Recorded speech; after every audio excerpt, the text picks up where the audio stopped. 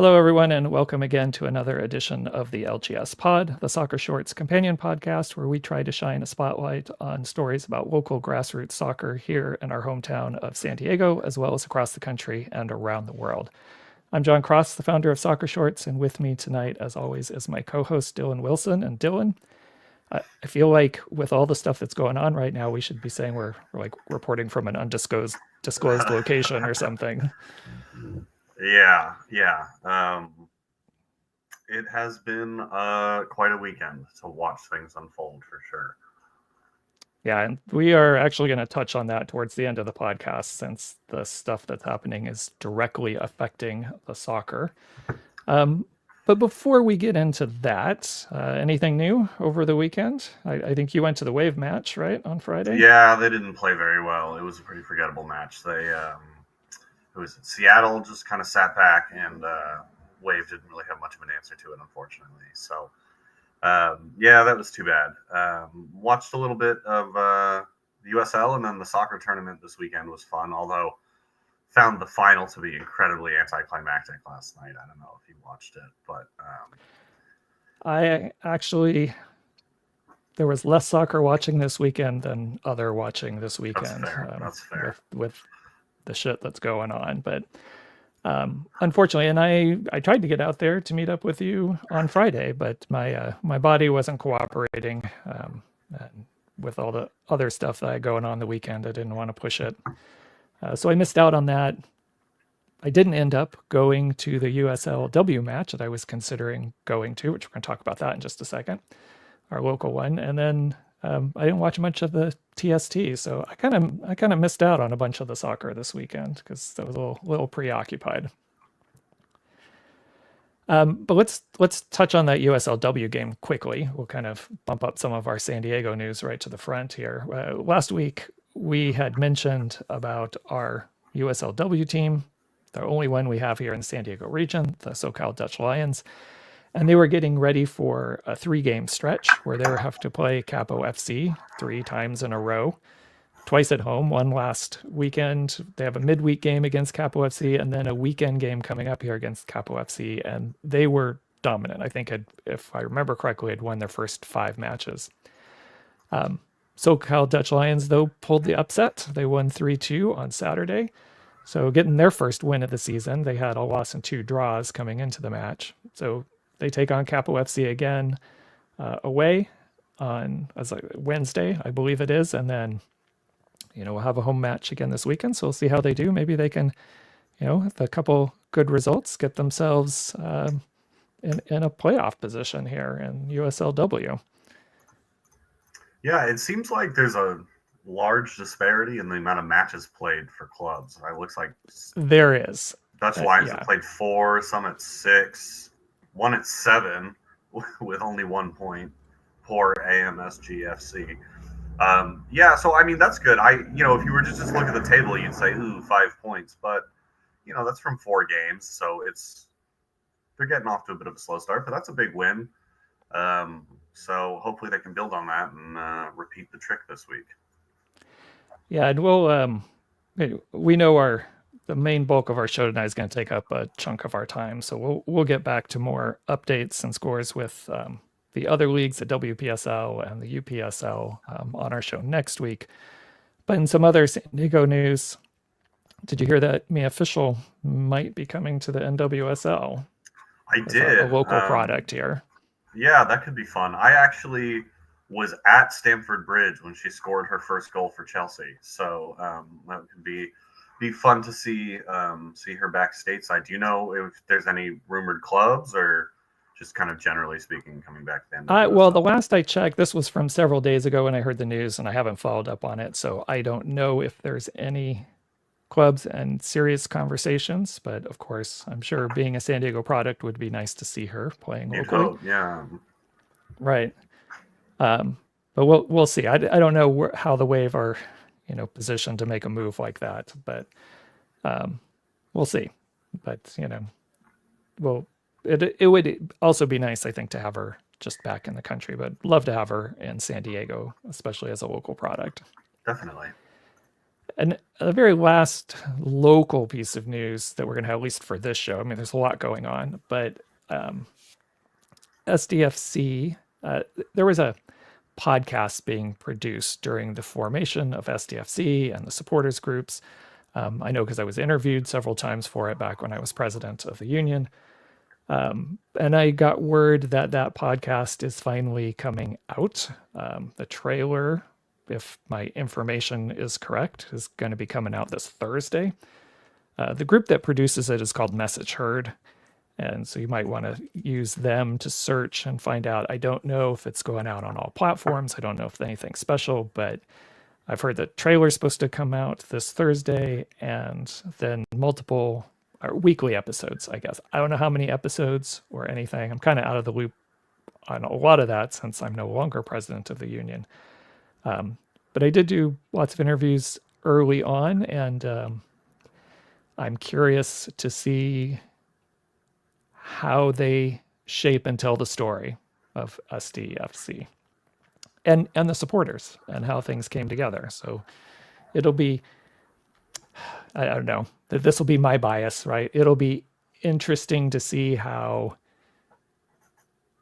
true to the events or how sanitized maybe it became if MOS and SDFC had a stronger hand in shaping how the actual final story comes out. But we'll see.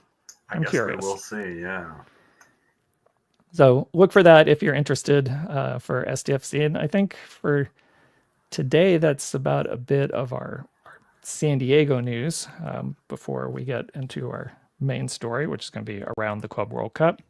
But before we do that, the National Amateur Cup news, the final for Region 1 will take place this weekend. The Pan-Cyprian Freedoms against Westchester United. And just to remind people, Westchester United made it to the final, even though they lost the semifinal because Christos FC had to forfeit their match for using an ineligible player.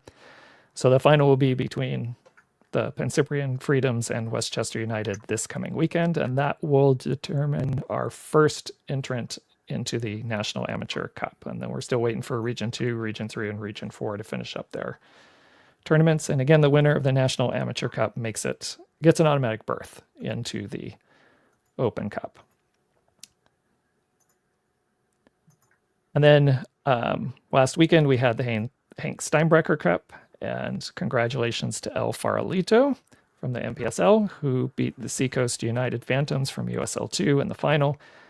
So that, again, doesn't really get you anything other than bragging rights. We talked a little bit about this tournament last week, but it is a chance for the winners of several of our lower league competitions, on the men's side at least, to get together and play and crown a champion. And this is really a good example for what we're going to talk about, the Club World Cup, when we get into this and talk about the history of it, on how a lot of times these tournaments happen and they're kind of a hodgepodge and invitations, and until we get to the version of the Club World Cup we have right now. So Dylan, any thoughts on our amateur cup competitions? Well, I mean, I think you have to say at this point, El Farolito have a strong case to be made that they're the best men's amateur side or non-professional side, I guess you could say, in the country. I know they haven't won this amateur cup per se, but they've had the the longest run in the Open Cup 2 years running now. They've won this cup now as well. There's not really a real metric for it because we don't have a pyramid, but I think it would be hard to argue that case, or hard to argue against that case, rather. They're certainly strong. In Region 4, we just don't know what's going to happen, right? Because we just don't know. We don't even know if they're entered into the National Amateur Cup, which they may not, because you have to pay. Right. And you got to make some decisions at different times for how, as an amateur side, where you want to commit resources. Because as you said, we don't have a unified pyramid to really help determine a lot of these things and give a clear pathway moving forward. But good for them. The story's fun. The burritos are good. I've been there. So I always enjoy seeing them have success on and off the field. All right. Well, the last thing we're going to get into before the Club World Cup history that we're going to talk about. Did you hear about the House Settlement for the NCAA over the weekend? I did not know. So we had the final approval for the House Settlement, which effectively means we now have professional sports at the college level. Now, what that looks like and how that's going to shape out, especially in terms of soccer, is going to be very interesting because two things. One, it'll be interesting to see how colleges individually react because there's already rumors that some colleges may be either dropping soccer, especially on the men's side, but maybe not the women's side, or relegating it to just a club sport or something else. So they're not going to treat it at the same Division One kind of level because their resources for some schools are going to go into their what they view as their higher profile things, usually American football, basketball, some of those things.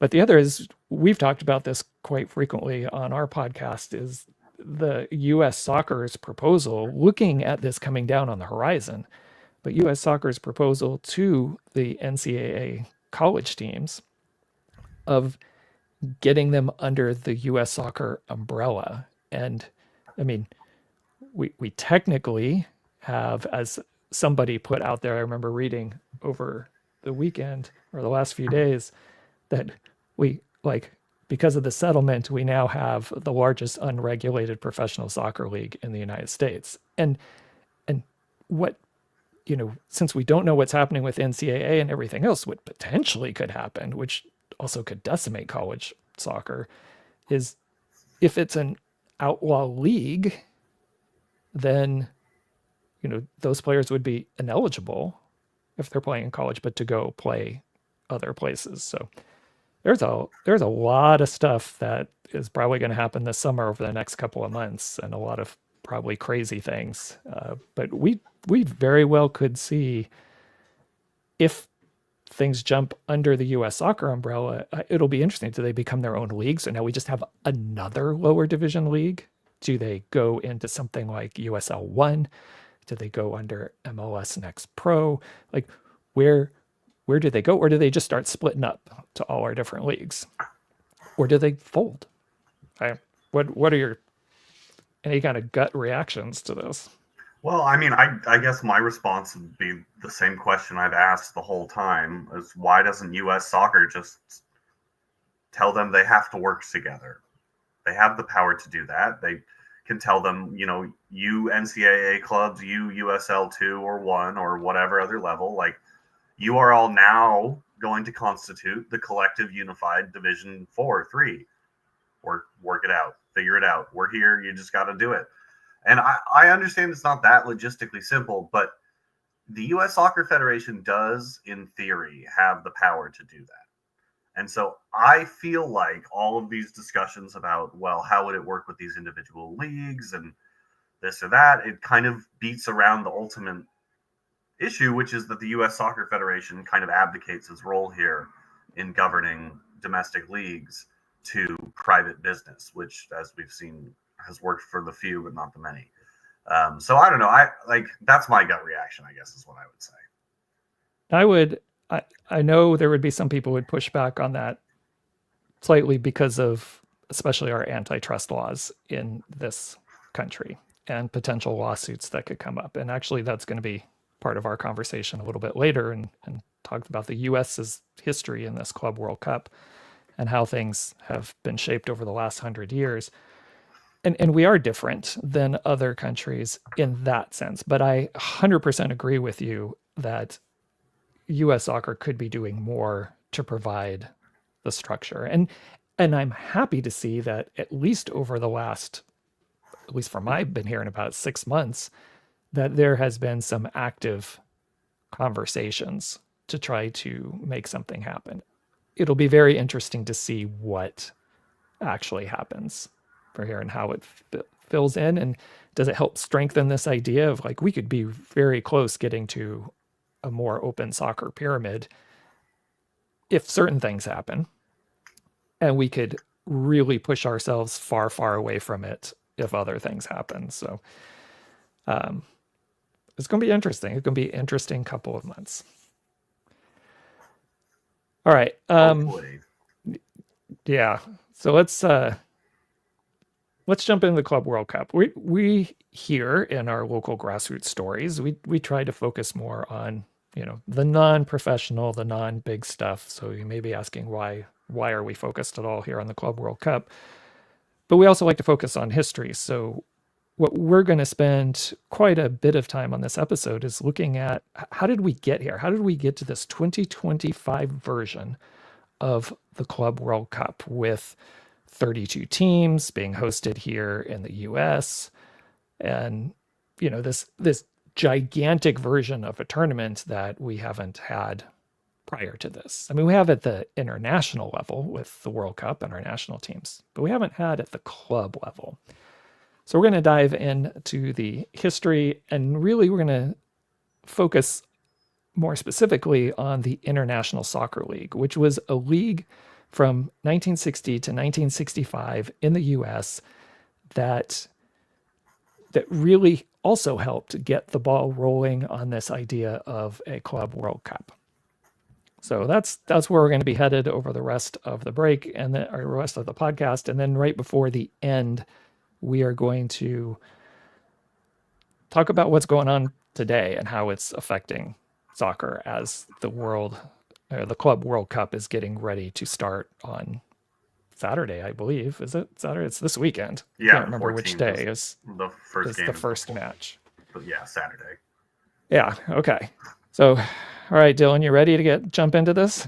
Yeah, let's do it. Okay. So our first chunk we're going to look at is from the 1870s to about 1960, right? The early time period, all the way back from, really the early time period of organized association football. So as far back as the 1870s, there were matches played, especially between England and Scotland, the club teams, the national teams played as well, but club teams, like winners of different cup competitions, or possibly the leagues, would get together between England and Scotland and identify themselves, as some would bill it, as the world champions. Now, I find that a very American thing to do. Take your couple of countries, right, and call yourselves world champions. But to be fair, if we're going back to the 1870s and even into the 1880s, there were very few associations around the world and leagues and cup competitions where you truly could pull somebody from one of those places and then get someplace and organize and have a world club championship somehow, or cup. So, but we were starting to see this very early on, even in the UK, that we'd get the best club teams from at least England and Scotland, and they would play each other, right? But the first, and I think FIFA recognizes this tournament as the first attempt at really creating a global club football tournament. So in 1909 and 1911 in Italy, they held the Sir Thomas Lipton Trophy, is what it was called. And you got teams from a variety of countries, usually England, Italy, Germany, and Switzerland, and you get some of their top clubs, and they would come and play. Now, we say top clubs, it wasn't always the cup winners or league winners. Sometimes it was a good team who would come, who had the resources to come. Because, right, we're talking about 1909 and 1911. Travel was not fantastic.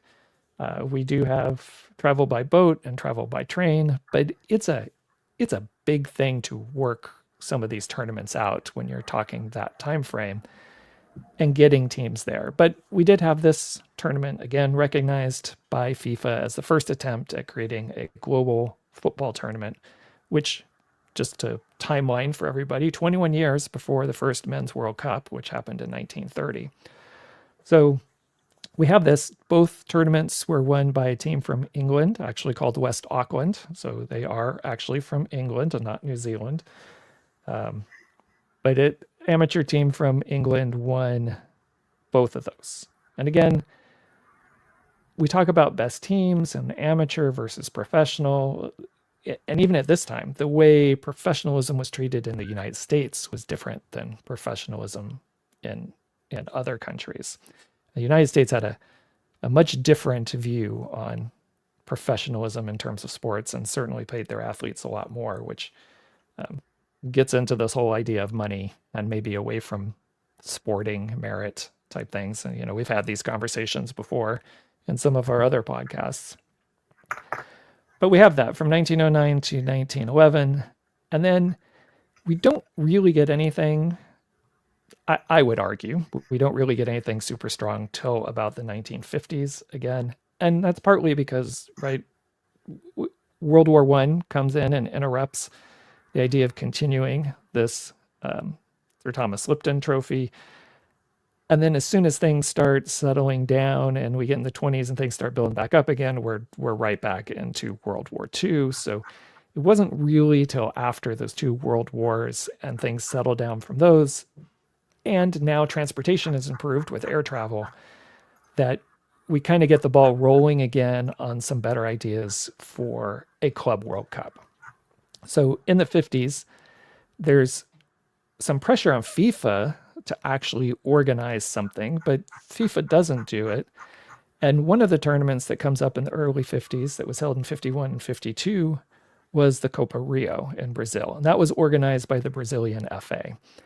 And if you go back and look at some of the historical stuff there was, I wouldn't say an argument, but there were, from what I've read, I would say there more people in Europe really wanted FIFA to kind of help organize this, just to have one group organizing it and not get this idea where different football associations were the ones responsible.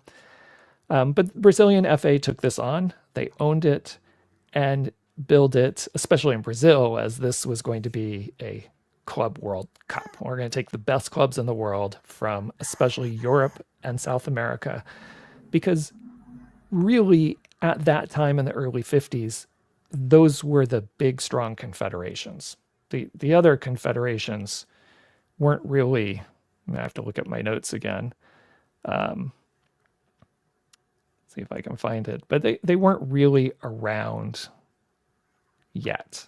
Yeah, so the African Football we had that backwards again. The Asian Football Confederation didn't start till 54, the African until 57, CONCACAF wasn't until 61, and Oceania wasn't until 66. So, those were the only two strong and organized football confederations. So it made sense to try to get the best clubs from South America and Europe to play. So they did this in 51 and 52. Part of the problem was getting European teams over in the tournament. So both these years they had a little bit of trouble getting European teams. It's a long trip to get from Europe to Brazil, whether you do a variety of flights, whether you take a boat. And they really struggled for those couple of years to get European teams. And then there was conflict with other tournaments, even in the Americas region. There were other tournaments that were also attractive to people, and depending on potential prize money, that also determined where clubs might play. So again, a lot of pressure through the 50s as we're coming out of World War II. Different groups are trying to organize these tournaments, but really for FIFA to organize something. And that kind of gets us to 1960. And that's when we see two things that happen. So one is the Intercontinental Cup between UEFA and CONMEBOL. And then we have the International Soccer League that takes off in the United States. We're going to focus first on the International Soccer League, and that will be the bulk of it. But then we'll talk about the Intercontinental Cup a little bit and how, we eventually got to where we are with Club World Cup. All right. So Dylan, I'll give you a chance to jump in if you had any questions or comments or things to add anywhere in here before we start talking about the International Soccer League. No, not really. This is all new to me. I really only became aware of the Club World Cup around 2010, which I think is when it started its most recent formation before the current one. So, yeah, no, that this I had no idea it went back this far.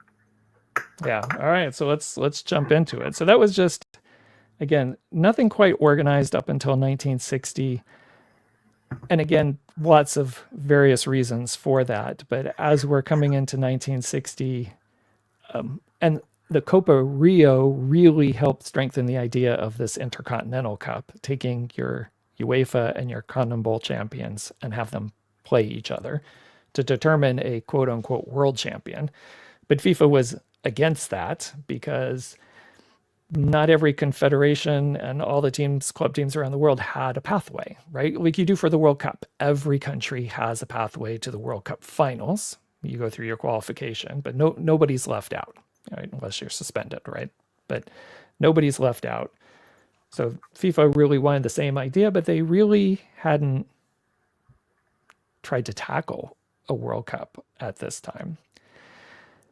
So I find this International Soccer League, which again went from 1960 to 1965, very interesting in terms of both world and American soccer because it, especially in Americans, it follows the pathway of so many of our U.S. professional leagues and some of the problems we still see today with league structure and everything else that I think a lot of us, I think I can speak for Dylan and myself here that we'd like to see a more traditional open pyramid, but we do things differently here.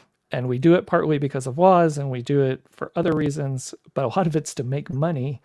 And, I think when we get into talking about today's version of the Club World Cup, we see a lot of this crossover between how we can make money off of Americans and the sport and kind of that crossover.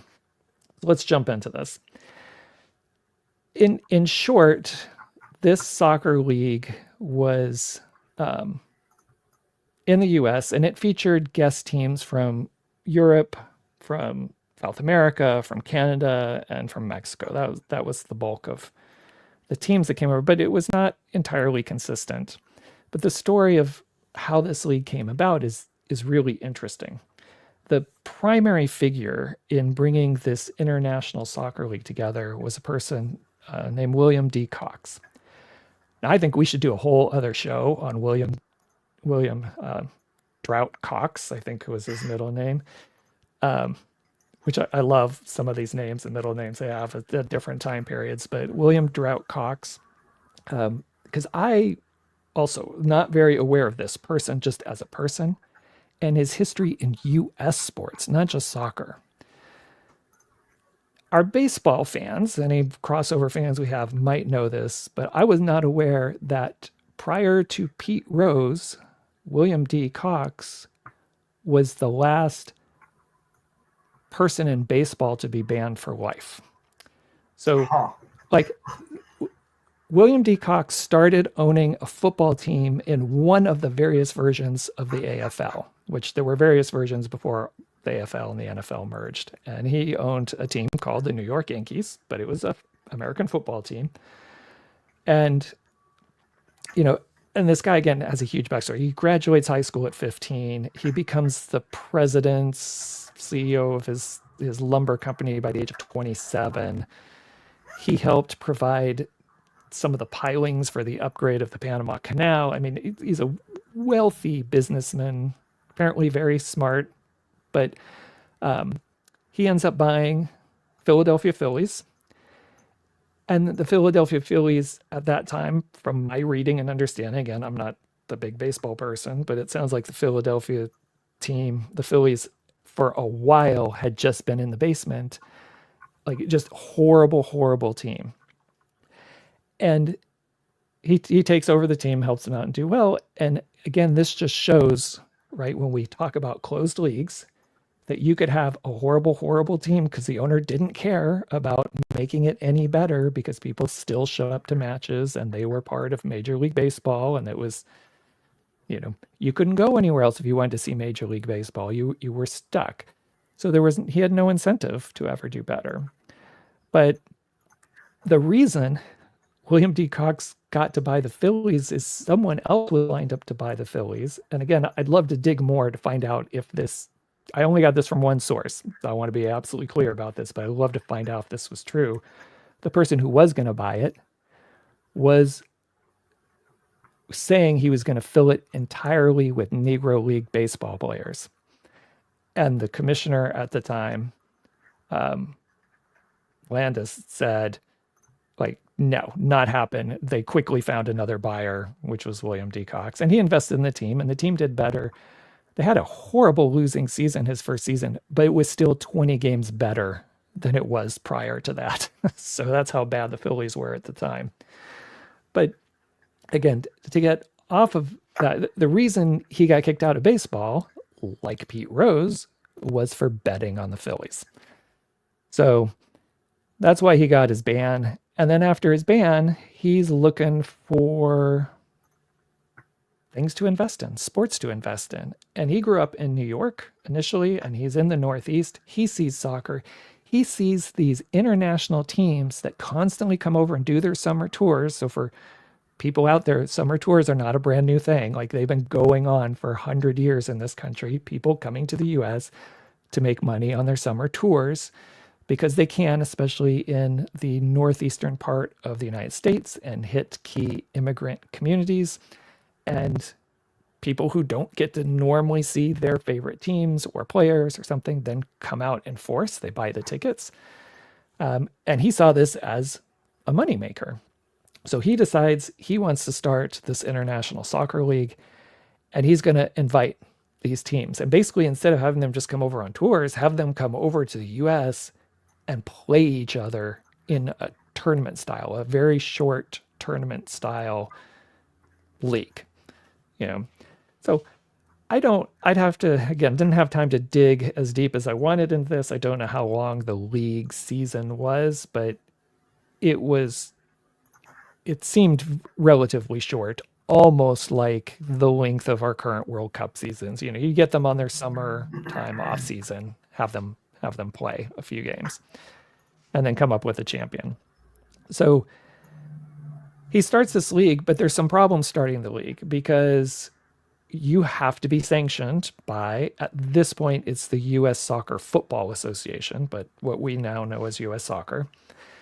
And the U.S. Soccer Football Association has to approve it. So Cox works out a deal with the ASL, which was the current professional league at the time, and kind of has the ASL sanction this European league, or this international soccer league, so that they can play. So they kind of play under the umbrella of the ASL, and the ASL is terribly accommodating, even sometimes like we've seen with MLS soccer nowadays and something like the Leagues Cup, the ASL suspending most of their season, maybe only playing one game or something during the time frame of the international league. I mean, it's the same stuff we're still doing 50, 70 years later. So the International Soccer League, again, plays, but here's the problem. It starts to outdraw the ASL, right? And the ASL is a little bit concerned. The U.S. Soccer Football Association is starting to get concerned because they think that they might be potentially losing control. So, they step in, and even though the league was losing money, by some accounts I read was roughly $100,000 a year at that time. So I don't know what that equates to in today's dollars. But that wasn't the reason that it folded in 1965. It folded because the United States Soccer Federation, or United States Soccer Football Association, wouldn't sanction the league anymore, wouldn't let them play. Actually, what they did, it's not sanctioning the league. The league was kind of sanctioned under the ASL, but they prohibited any outside teams coming in, any European teams coming in to play a league kind of season in the US. Now, again, we've had some conversations about this, right? So Premier League clubs, La Liga clubs coming to play league games in the US. I mean, we've had a recent court case about this. I know there was a position by FIFA and other things that you shouldn't be playing league games outside of your country. So again, which I would tend to here's agree some with, just for what it's right, worth. but here we are in the 1960s, no different than today. Like, this is why it's important, I think, to know your history a little bit. We have owners in the US, we have teams outside the US, we have leagues and stuff. They're looking to capitalize on the money they can make within the US using the AS in today's terminology like an ATM. Right? So, but it gets quashed because USSFA is worried about the strength and popularity of this league, but it's all based on mostly European teams and or international teams. But there's, I forgot to mention, one quote unquote American team in there, and they were called just the New York team or the New Yorkers or the New York Americans at different variations over this 5-year period. And it was a mix of US based expats, so foreigners who lived here in the US, immigrants, right? And some US born all stars, right? We see this same thing happen in the NASL with their Team America that they had, especially towards the end of the NASL time period. But you have a US team you can root for competing against all these other teams, but it was manufactured, right? You're not really taking in this league the best of Europe and the best of South America and the best of CONCACAF and putting them together to play. Right? So this was a start. And some people say this was kind of FIFA's start. I read some things there. I find it hard to find evidence to back it up that this was really pushed by FIFA. At least I haven't found that yet, but I saw some comments about that. But anyway, we did have something started here in the US for that. And then before we talk about the Intercontinental Cup, any comments you have, Dylan, about? I'm struck by how much, if you just took out the years, this would all sound like just modern day nonsense. It's all the same. The more things change, the more they stay the same, right? I hate to make a cultural reference that not everybody may have seen, but to those of you who watch True Detective, there's in season 1, Matthew McConaughey says time is a flat circle, and he's a little bug-eyed and kind of getting all conspiracy with it, but he's right. Anyway, that was kind of my overwhelming thought there. Well, to really put an American stamp on this, after the league folds, Cox goes, and because he couldn't bring in his international teams, he sues the USSFA under antitrust laws, and he wins, right?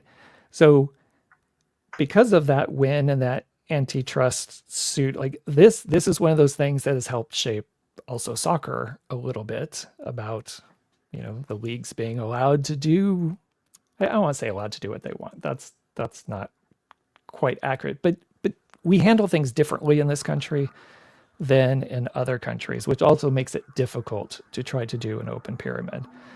So he wins this case, and then this model of bringing in even other teams, foreign teams, into the U.S. to play is used in some leagues following this, and Cox goes on to help found the original NPSL, right, which is different than our lower league that we have now that uses the same name.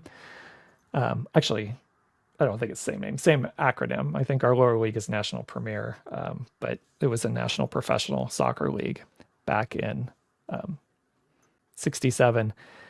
And then we had the United Soccer Association also form. Those two leagues formed in 67. They merged to form the NASL, and that was kind of the start of, I think what most people in this country think of kind of our maybe not modern soccer, because more people probably think of that when MLS started, but at least, I don't think too many people understand our soccer history prior to the NASL. It's like it was the NASL that folded, and then eventually we got MLS, and we kind of kicked off from the NASL days, which, as we can see, we had a ton of history before that. And the International Soccer League, it was mostly in the Northeast, but towards the end of its run, it did get teams out in Chicago and Detroit and all the way out to LA. I shouldn't say teams, games. So it was starting to get a bigger footprint, and that was the part of the threat, right? That they were getting bigger. There was a draw because we're a country full of immigrants, and you get people wanting to come out and see a sport they might be familiar with, players they might be familiar with, teams they might be familiar with that they don't normally get the chance to see. So as you said, time is a flat circle. You take away some of these dates and names, and yeah, we could almost be talking about 2025 in the United States. So that's the US kind of portion of this. But at the same time, that was also not conflicting, I would say strongly, necessarily with this International Soccer League, but at the same time was the birth of the Intercontinental Cup. And that was between UEFA and CONMEBOL, where they really formalized, we're going to take our UEFA champion along with the CONMEBOL champion, club champion, we're going to have them play each other. And that continued all the way through fits and starts, which we'll talk about in a second, but continued all the way into the early 2000s. And through the 60s, as we get in through the 60s and in the 70s, there were various federations, CONCACAF, you had the African and Asian federations, and then eventually even Oceania wanting to participate and be in this Intercontinental Cup. But UEFA and CONMEBOL basically squeezed everybody out. And this is our own special thing. FIFA hasn't dictated anything for a Club World Cup, and this is our special thing. And they would dub themselves world champions, although FIFA, again, would strike that down, say, you can't call yourselves world champions if you're not going to let everybody else in. And we had lots of people around the world clamoring, again, for FIFA, like, do something. Make an actual Club World Cup. Because in the early versions of this Intercontinental Cup, we had fits and starts. We had a lot of European teams at different times, European winners that chose not to participate. So there's several years where we didn't have the Intercontinental Cup because they didn't, there was a conflict. They didn't want to maybe go out to South America if that's wherever it was being held. So if they wanted to host the Intercontinental Cup, you may have to bring in a different team, and then it's not really the Intercontinental Cup anymore. And there were still other tournaments out there that were trying to organize strong teams with good followings to get them to come together, which we still see to this day, to get people to come and play and make money, right? Not just in the US, but in other places. So those are some of the background pieces. The one last piece, and we saw this play out in World Cups. We saw this get also to the evolution of yellow cards and red cards, if you look at the international game. But there was a very strong feeling, rightly or wrongly, but a very strong feeling from a lot of European teams that when you'd play in South America, it was too violent. The game on the field was too violent. And referees didn't control the game the same way that they did in Europe. So sometimes teams would, they would be complaining that players were getting hurt and nothing was being done about it. And some groups just didn't want to play in those tournaments. So that, I think, brought a lot of the reputation that we saw play out over multiple decades of, tactics or styles, again, rightly or wrongly, of South American teams, but that played into that perception. And we had still, other than the Intercontinental Cup and various other groups trying to put something together, we just didn't get a Club World Championship put together. Now, in the early 70s, João Havelange became the FIFA president in 1974. And one of his platforms that he ran on was putting together a Club World Cup. And didn't happen right away. There were other things that went on, but that was a big push. There was more talk, but it really took from the 70s to the 80s and through the 90s, and for Sepp Blatter eventually to propose an actual Club World Cup. And that first one started, I believe, if we talk about what we now think of the modern Club World Cup, that was contested in 2000 in Brazil. But for the first few years, it still ran in parallel with the Intercontinental Cup. So we had these two competitions. FIFA had some trouble keeping the World Club Cup going because of various issues. One, their marketing arm, ISL, problems with that. And then eventually in 2005, the Intercontinental Cup and the Club World Championship were basically merged. And part of that agreement, I guess for lack of a better word, was you take your 6 Confederation champions, but your UEFA and CONMEBOL champions would get a bye to the semifinals, and then your other 4 would play off to see who would make it into the semifinals. And then we've evolved from there, because sometimes we have host country involved, sometimes defending champions, and it's had some various formats throughout the years until we get close to now. And so the big change for what we see today comes from 2016.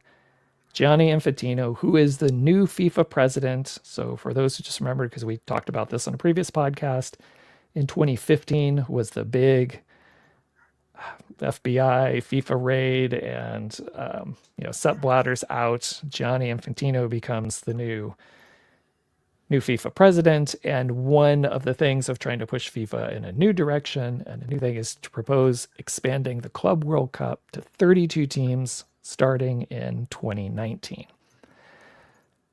Then, as a different FIFA Congress meetings, it gets debated, it gets modified in 2017 that it's only going to be 24 teams, and it will start in 2021. They'll play it every 4 years. Basically, it's going to replace the FIFA Confederations Cup. So if anybody remembers, usually the year prior to the World Cup, the host nation would host the FIFA Confederations Cup, which is the national champions of each of the confederations rather than the club champions, and have them play. It was a little dry run is what they eventually did, is a dry run leading up to the World Cup. But this was going to replace it. The Club World Cup would replace that.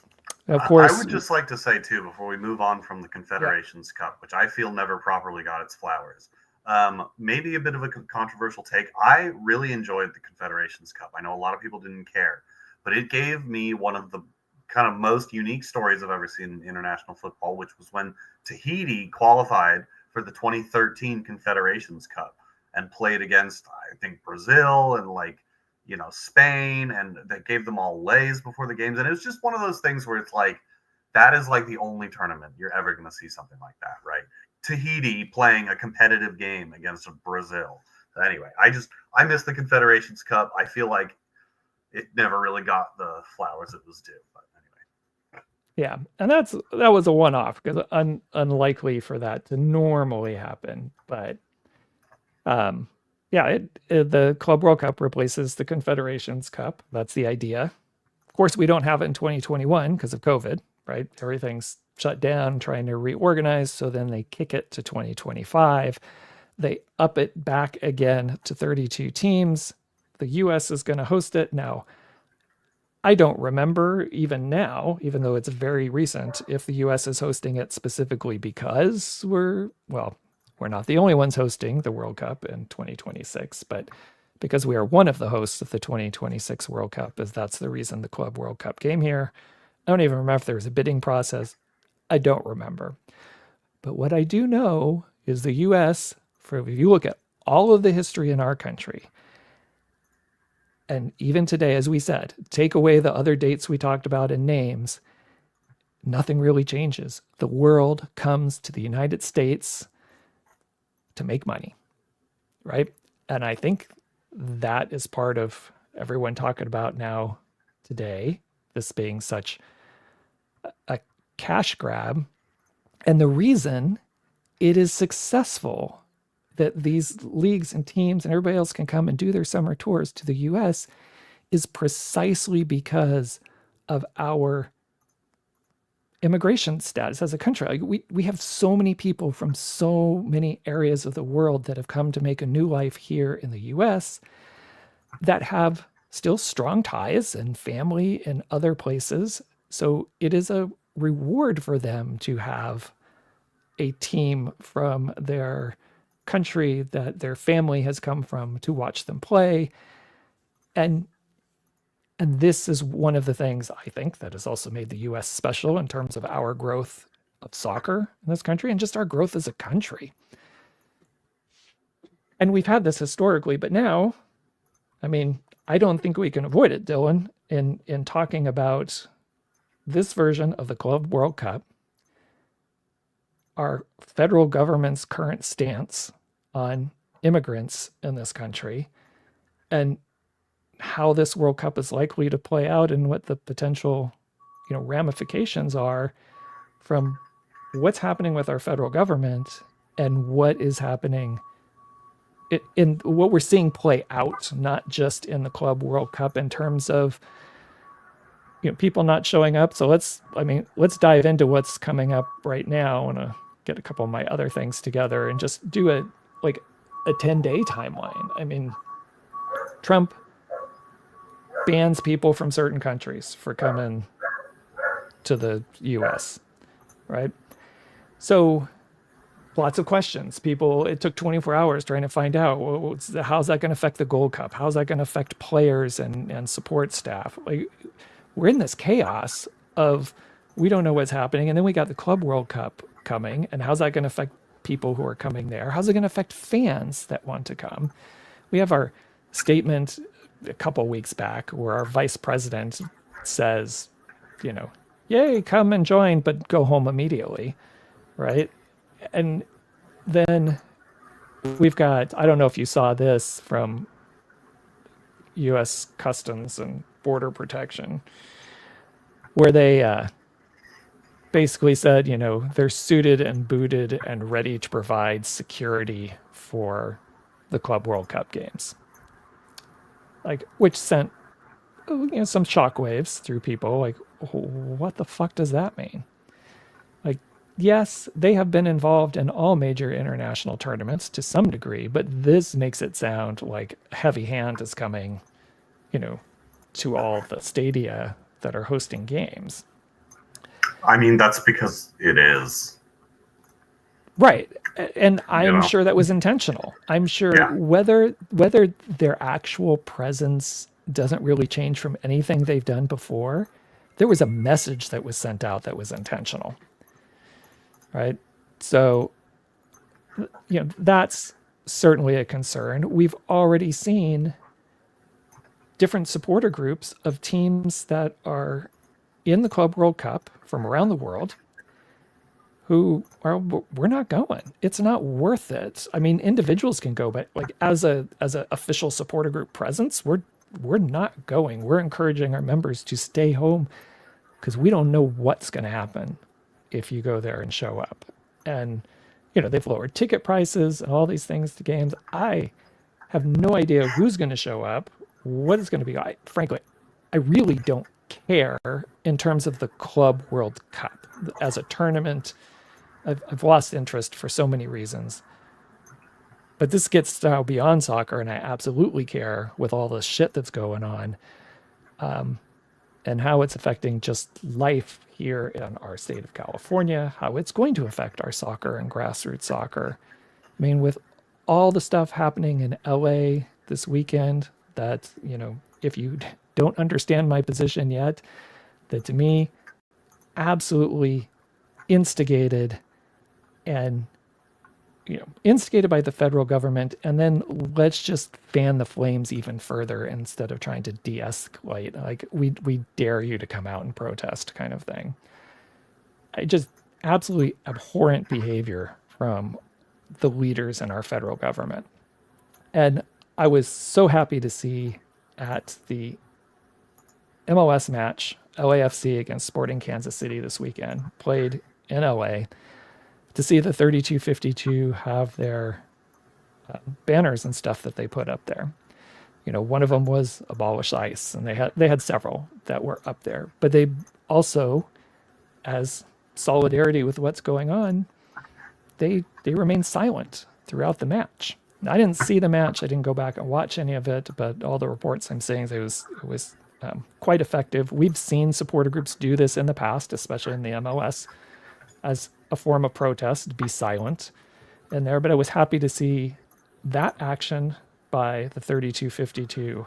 I was happy to see some of the statements they put out. Happy to see that LAFC themselves as a club put out a statement and really supporting their community, because frankly, I am not 100% sure if this was happening in San Diego, if SDFC would put out a similar kind of statement. No, I mean, I have had similar thoughts. I don't, especially because they're so new. I think that SDFC would lean on the classic sort of, oh, well, we don't want to be divisive. We're on both sides. Yeah. So, no, I could totally, excuse me. Oh my God. I could totally see them not taking a side on this, which is inherently taking a side. Sure. Yeah. So I know I got a couple other things to close with. We're not ready to close, but we're very close here for the end of our podcast. But Dylan, do you have any thoughts? I mean, we got all kinds of shit going on in our state right now. Not just our state. We're seeing demonstrations happen in other cities, but we don't. Well, we make allusions to it certainly on this podcast, but we don't try to jump into too much of the politics here, because hopefully this can be a little bit of an escape. But what's happening right now is directly impacting the sport we love. Yeah, I mean, there's a lot to say. As it pertains to soccer, I think you've kind of said it all. I think that as this becomes more and more on the front step of more and more people's lives, I fear we're going to start seeing MLS cracking down on clubs, making statements like LAFC did, but who knows? I could be wrong about that. I just, as far as the political moment, it's going to get so much worse before it gets even a little bit better. I think the administration is actively looking for a reason to declare martial law. I mean, you look at their language around the almost entirely peaceful protests this weekend, despite what the media would have you believe. They've shown, the same burning cars over and over to make it seem like the city of Los Angeles is on fire when it is not. You look at the way they've talked about it, using language like insurrectionists and war. I think that this is trending in a direction that is pretty scary. And I think the degree to which shit will have hit the fan by the end of summer, a lot of people don't appreciate yet. So unfortunately, I think this is just the beginning. I know there certainly is a perception, and those kind of things are what make the media and draw people's attention, and that's what people click on. But just to give an example, I had a family member who was downtown at a conference this last weekend when all of this was going on, just a few blocks away, and everything was basically normal there. I had someone out at the Pride Parade out there in Hollywood, which went on and was televised locally in LA.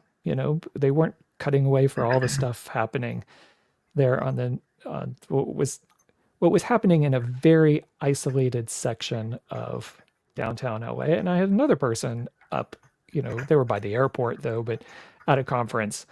And if you're a few blocks away from it and not directly involved, the I want to say the city is just business as normal. Everybody is aware of what's going on, right? This is not normal in any way. But the to hear our president make a statement like, you know, basically LA would have burned down by now if they hadn't intervened, is wholly misleading. But to try to pull it back to soccer here just a little bit, this is bad shit that's happening right now. And we've got this major international tournament. I'll put you on the spot just a little bit. Does FIFA stand up to Trump in any kind of way? And what does that mean if they don't? No, they won't. They didn't stand up to Qatar. They won't stand up to Saudi Arabia. FIFA, in theory, should be not involved in local politics, but that's not. When it starts to restrict their monetary flow, like it's definitely going to, you wonder if maybe they will step in. But I guess I just don't see what power they would have to step in. I feel like when you look at the way Donald Trump deals with anything, I feel like any pushback he received from this organization, he'd just start, threatening to cancel it or whatever, which I don't think he would do. But my point is, no, I don't see FIFA attempting to dictate to Donald Trump U.S. immigration policy as it pertains to this tournament, just like they didn't end up dictating to Qatar alcohol sales as it pertained to this tournament or the other tournament.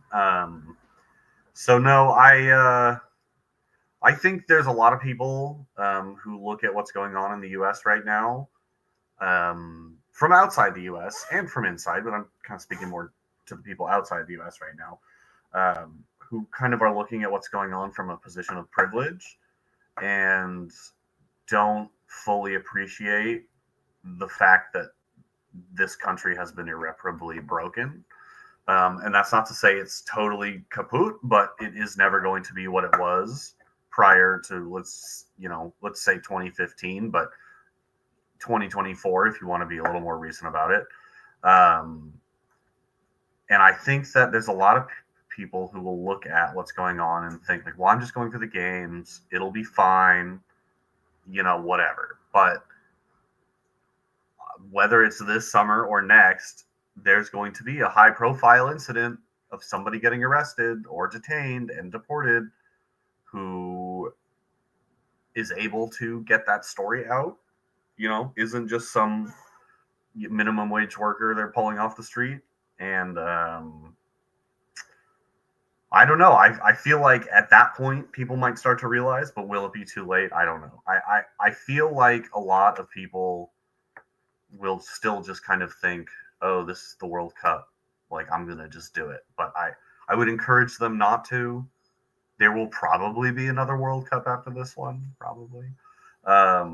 Assuming we don't all kill ourselves. But, I don't know. I just have a bad feeling that not enough people are seriously appreciating the harm they are putting themselves in to come watch a soccer game this or next summer. Yeah, and I will be also very interested to see how many people may choose to use cheap tickets to be able to get into the World Cup, also to make a statement to get in there and, on the world stage, and what the reaction then is to. It's not so much people doing it. I fully expect people to do it. I wonder what the reaction by the federal government will be. It's going to be a very interesting time coming up. As we do really try to wrap this up, one of the things I want to mention, I saw this morning before we were getting ready for our podcast, and thanks for everybody who's caught us early here, as we went very early here on a Tuesday instead of our normal 6:00 time. But the Guardian, the U.S. version of the Guardian, David Squires is one of the cartoonists there, and he has a series of panels that he's done about this Club World Cup. So if you get a chance to go online and find that, There was one. They're all very hard hitting, as political cartoonists usually do, but the one that really struck out to me more than any of the others when we talk about what's happening inside our country right now, along with the people not wanting to show up to games, was a multiple panel cartoon of basically ICE coming in and detaining people and then putting them in the empty stadia. I thought that was quite well done, the way. So there's several of them. It's not the only ones. If you want to check that out, David Squires at The Guardian. So go onto The Guardian and check that out. That came out this morning, so Tuesday. And then the last thing I think I'm going to mention, usually, we kind of close with a question frequently, but I'm going to change it up this time. And as I've alluded to multiple times on the podcast, I think in some of even though my body doesn't hold up to do as much as I'd like to do, I've been getting a bit more involved in some protests and other things. And if for any reason you have not heard, this Saturday, June 14th, is the No Kings protest. It has been planned for many months here. This is not a direct reaction to what's happening right now in LA, but it is a great opportunity for people to show up in force and make your voices heard in a peaceful protest that this is not acceptable and not okay. And I would encourage, we're in San Diego, I encourage people wherever you are, but especially here in California, to get out there in force this weekend. I know in San Diego alone, there's at least 4 different rallies that are happening. So go to the nokings.org website, see what's out there. That's my homework assignment I'm given rather than doing a question, because we're at a point, I think, that if we ever want to still have these podcasts and talk about the things we love and have the soccer happen the way we'd like to see it happen, we're on the cusp of things getting really, really bad. And I will strongly encourage people to go out this weekend and be there. I will be out there. My whole family will be out there, encouraging as many people to be out there, saying what's happening here is unacceptable. So don't know how much soccer I'll be watching this weekend, but I'm going to be busy prepping for that, and really hope there's time we can get back to just talking soccer moving forward. Maybe Dylan, how about your plans? Yeah, maybe sometime in the distant future. Yeah, I will be there on Saturday. I'm going to meet up with some folks downtown. Going to bring my California Republic flag. Good. Yeah, so I'll be there. Yep, I've got my signs. I'm ready.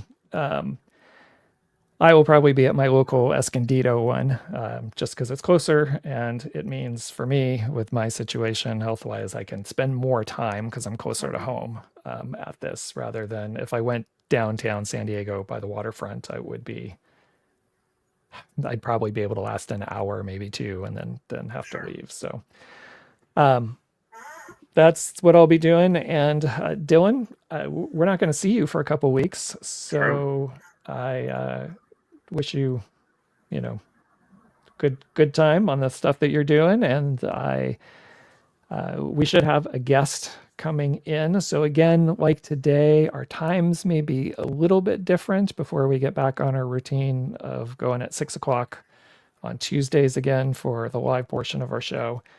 But pay attention to the channel, and we will do our best to keep everyone informed, but you can still always catch us on, our podcast feeds. They will still be coming out weekly, and hopefully by Wednesday at the latest, even if you don't catch us live on YouTube. All right, Dylan, anything else? I'm keeping you up here. You're totally yawning. I know. On the other side. I've only had one cup of coffee. This 10 a.m. to 11 a.m. stretch is usually when I get my second cup of coffee. So I think I'm hitting a wall here. It's hard to, I don't know. It's kind of hard to distill the emotions I've been feeling this last weekend. Right. And it's hard to, just think about things like soccer, honestly. I had no plans going into this past weekend to watch TST, but I actually just found it was a really nice distraction, like quick, high pace, like quick games, high score. Well, not high scoring, but like quick scoring, and just kind of interesting. And it was a really good way to just kind of get my mind off of everything else that was happening. But yeah, I don't know. I don't really have anywhere I'm going with this. It's a hard time to be a podcaster, I guess. It's hard to focus, So everybody's having a hard time right now. Yeah, I would agree with that. We're having a hard time. But Does anybody have it harder than straight white male podcasters right now, John? I don't know that they do. Oh my God. When I wish I had a quick witty thing to come back with that, but I don't. And want everyone to know for certain that Dylan is joking. That was facetious. Yes, for legal purposes, that was. Yeah. Like seriously, look down the streets. I mean, there's so many people having. It's a shitty time. Yeah. I like having our distractions, as you said, mm-hmm. but it is also a time to stand up, and I will be standing up this weekend. I hope there's going to be lots of Dylan. You said you are as well. I hope there's going to be lots of other people standing out there with all of us. They'll be out there, and hope everybody stays safe. Yes, absolutely. Wear a mask, wear a hat, wear some sunglasses, turn your phone off if you can. Just keep yourself, every precaution you can take. Have some first aid if you think you might need it. Yeah. Go with a buddy, have a plan. There's lots of websites to give you things to do and protest peacefully. But show up in numbers. All right, Dylan, have a great time on your things that you're doing over the next couple of weeks. And then we'll see you, I guess, 3 weeks from today, huh? I won't miss you for the next 2. So 3 weeks from today, we'll see you back here, and planned by that point to be going back definitely at 2:00 on Tuesdays. But for the next couple of shows, we'll do our best to keep it at 6:00 on Tuesdays, but it might switch up a little bit like we had to do today. All right, everyone, be safe out there, and we will have another show for you at some point next week. Goodbye.